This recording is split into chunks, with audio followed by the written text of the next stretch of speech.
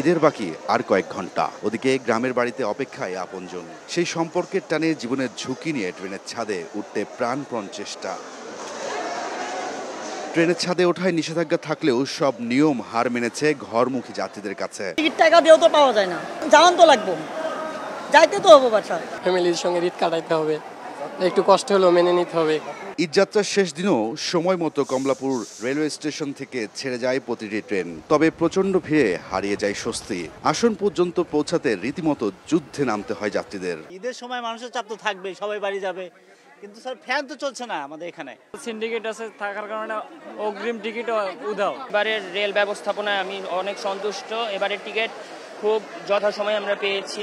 শেষ মুহূর্তে সদরঘাট লঞ্চ টার্মিনালেও ছিল ঘরমুখী মানুষের উপচে পড়া ভিড়। নৌযাত্রায় স্বস্তি থাকলেও লঞ্চগুলো দেরিতে ছাড়ায় ক্ষোভ জানান যাত্রীরা। শত বিরতির মাঝখানেও যদি আমরা আনন্দ ফুর্তি করে যদি ঠেলাঠেলি করেও বাড়িতে যাইতে পারি, ফ্যামিলির সাথে যদি ঈদ আনন্দ উদযাপন করতে পারি, তাহলে এটা একটা মনের আনন্দ। লোক বেশি নিতেছে, এখনো লঞ্চ ছাড়তেছে না, প্রচুর লোক ঢুকানো হয়েছে। লঞ্চ ছাড়ার কথা কয়টা আমি জানি না আদৌ, কিন্তু এক ফুটা জায়গা নাই, দাঁড়ায় থাকার মতো জায়গা নাই।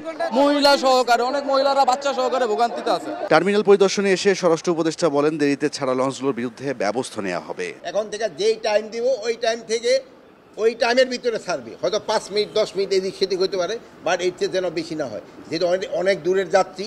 আর দেশে যেন ওভারলোড না করে ওইটার দিকে খেয়াল রাখবেন, যেহেতু নদী পথে যাত্রা, বৃষ্টি ফিষ্টি হচ্ছে, ওয়েদার যে কোনো সময় খারাপ হয়ে যেতে পারে। নিরাপদে বাড়ি পৌঁছে প্রিয়জনের সঙ্গে ঈদ উদযাপন করবেন, তাই যাত্রাপথের সব কষ্ট হাসি মুখেই মেনে নিয়েছেন হাজার হাজার মানুষ।